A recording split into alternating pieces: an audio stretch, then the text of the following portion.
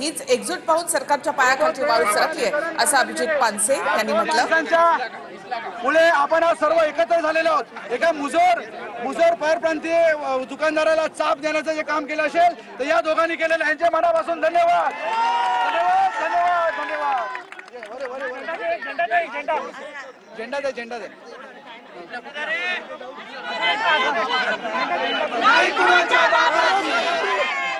जय महाराष्ट्र, छत्रपती शिवाजी महाराज की जय, छत्रपती शिवाजी महाराज की जय महाराष्ट्र।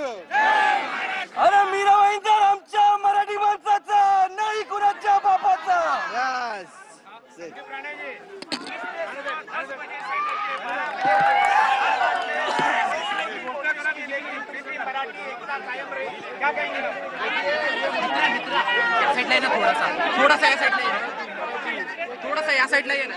तेही नेते नव्हते। उत्स्फूर्तपणे हा मोर्चा या ठिकाणी काढण्यात आला होता। मराठी एकीकरण समितीचे कार्यकर्ते, मनसेचे कार्यकर्ते आणि ठाकरेंच्या शिवसेनेचे कार्यकर्ते या मोर्चामध्ये सहभागी झालेले होते।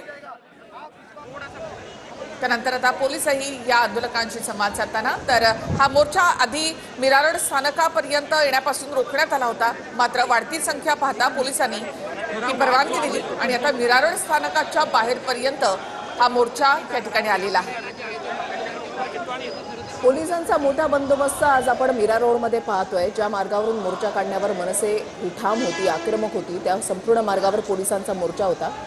माफ करा, पोलिसांचा बंदोबस्त जो आहे तो पाहायला मिळाला। मीरा रोड स्थानकाच्या बाहेर सुद्धा मोठ्या संख्येनं पोलिसांचा बंदोबस्त। दुसरीकडे आपण ही दृश्य पाहताय, मनसेचे नेते संदीप देशपांडे हे आता ट्रेनने कदाचित मीरा रोडमध्ये स्थानकामध्ये पोहोचू शकतात। मीरा रोड मधून हा जेव्हा मोर्चा निघाला त्यावेळेला अभिजित पानसे आता या ठिकाणी पोहोचले। नेतृत्व करणार होते अविनाश जाधव आणि राजू पाटील मनसेकडनं, मात्र त्यांना रोखण्यात आलं। पोलिसांनी त्यांना रात्रीच नोटीस दिली। पहाटे अविनाश जाधवांना पोलिसांनी रोखून धरलं, ताब्यात घेतलं। त्यानंतर आता स्वतः इथे संदीप देशपांडे, नितीन सरदेसाई हे मोर्चाला संबोधित करण्यासाठी मीरा रोड या ठिकाणी पोहोचतायत। लवकर पोहोचता यावं मीरा रोडमध्ये यासाठी मनसेचे कार्यकर्ते आणि नेते ट्रेननं आता मीरा रोड या ठिकाणी पोहोचत आहेत। सध्या हे सगळे मोर्चेकरी हे मीरा रोडच्या स्थानकाबाहेर इथे आहेत। कोणाच्याही नेतृत्वाखाली हा मोर्चा नव्हता। अभिजित पानसे या ठिकाणी पोहोचले होते, विनोद घोसाळकर या ठिकाणी पोहोचले होते, तर संदीप देशपांडे आणि नितीन सरदेसाई आता या ठिकाणी पोहोचतायत। पोलिसांनी सुरुवातीलाच या मोर्चाला परवानगी नाकारली होती आणि घोडबंद रोड या ठिकाणी मोर्चा काढा असं म्हटलं होतं, मात्र मनसे, मराठी एकीकरण समिती, ठाकरेंची शिवसेना मीरा रोडमध्येच मोर्चा काढण्यावर ठाम होते आणि आम्ही आपला हा मोर्चा मीरा रोड स्थानकापर्यंत आणलाच असं म्हणत नितीन सरदेसाई, शिरीष सावंत आणि संदीप देशपांडे हे मीरा भाईंदरला निघाले आहेत। उपनगरीय रेल्वेच्या सहाय्यानं ते मीरा भाईंदर जिथे आंदोलन सुरू आहे त्या ठिकाणी पोहोचतायत। आपण थेट जाणार आहोत मनसे नेत्यांकडे आणि त्यांच्याशी संवाद साधणार आहोत। ही सर्व नेते मंडळी ट्रेनने प्रवास करत आहेत आणि ते मीरा भाईंदरला थोड्या वेळात पोहोचणार आहे। खरं तर आता मोर्चाला परवानगी मिळाली आहे, पण आज सकाळपासून जे वातावरण तापलं, पोलिसांनी परवानगी दिल्यानंतर मनसेतून ज्या नेत्यांच्या प्रतिक्रिया व्यक्त झाल्या त्या पार्श्वभूमीवर त्या सगळ्या प्रतिक्रियांची दखल घेत तसंच काही मनसे कार्यकर्त्यांना ताब्यातही घेण्यात आलं होतं। आता मोर्चाला परवानगी मिळाली आहे तरी राज ठाकरे यांच्या आदेशानं हे सर्व नेते मीरा भाईंदरला पोहोचतात। आपण थेट त्यांच्याशी बोलणार आहोत। मनसे नेत्यांपैकी नितीन सरदेसाई आहेत, शिरीष सावंत आहेत, संदीप देशपांडे आहेत। सरदेसाई साहेब, काय सांगाल की तुम्ही आता आंदोलन स्थळी निघालेला? हो, आम्ही निघालेलो आहोत, कारण सकाळपासून काल रात्री आमचे पक्षाचे नेते अविनाश जाधव यांना ताब्यात घेतलं आणि मोर्चाला खरं तर परवानगी नाकारण्याचं काही कारणच नव्हतं, पण पोलिसांनी का नाकारली म्हणजे एका प्रकारे हे मराठी माणसाचं आंदोलन किंवा त्याच्या भावना दडपण्याचा प्रयत्न होता। पण सर्वसामान्य मराठी माणूस इतका त्वेषाने आणि इतक्या मोठ्या संख्येने त्या मीरा भाईंदरमध्ये उतरला, त्याला कुठल्याही पक्षाचा संदर्भ नव्हता, कुठल्या पक्षाचा तो कार्यकर्ता नव्हता। सर्वसामान्य मराठी माणसाच्या मनातल्या भावना तितक्या तीव्र होत्या, ते स्वयंस्फूर्तीने त्याच्यामध्ये उतरले, त्यामुळे कुठेतरी त्यांना एक पाऊल मागे घ्यावं लागलं आणि आता मोर्चाला परवानगी दिलेली, आम्ही तिकडे चाललेलो आहोत। शिरीष सावंत साहेब, सांगाल की राज ठाकरे यांच्या आदेशानं तुम्ही मीरा भाईंदरला निघालेला आहात, मोर्चाला तर आता परवानगी मिळालेली आहे, पण पुढची भूमिका काय?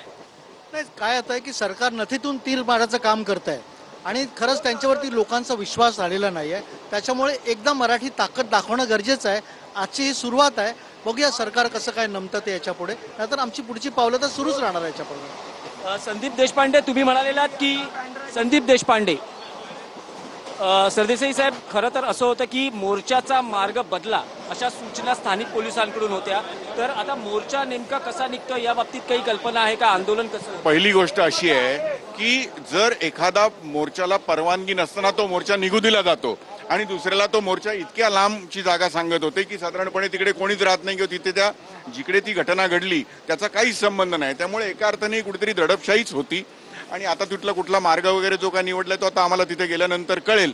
परंतु मुळामध्येच ही चुकीची गोष्ट अशी आहे की एकाला परवानगी नसताना मोर्चा काढायला जाऊ द्यायचं आणि दुसऱ्यांनी परवानगी रितसर मागितली आहे तर त्याला ती परवानगी नाकारायची आणि मग इकडे जा तिकडे जा असं करून कुठेतरी त्यांची दिशाभूल करण्याचा प्रयत्न करायचा. हे जे पोलिसांकडून घडलेलं आहे ते अत्यंत चुकीचं घडलेलं आहे आणि त्याच्या विरोधात संपूर्ण मीरा भाईंदरच नाही तर आजूबाजूच्या सगळ्या परिसरातला मराठी माणूस हा एकवटलेला आहे आणि उतरलेला आहे. ही खरं तर आजच्या मोर्चाचा हा विजयी, म्हणजे मी तर म्हणेन की हेच त्याच्यामध्ये यश त्याचं दडलेलं आहे. देशपांडे, आता नेमका मोर्चा किंवा आंदोलनाची स्थिती काय आहे? कारण मोर्चाचे ठिकाण किंवा जो मार्ग आहे तो बदलण्याच्या सूचना स्थानिक पोलिसांच्या होत्या.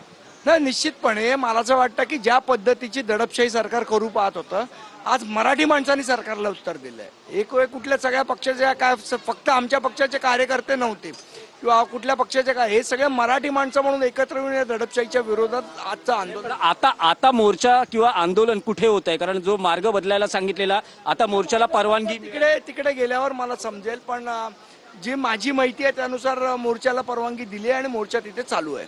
आपण म्हणू शकतो की मोठ्या संख्येनं नेत्यांबरोबर कार्यकर्ते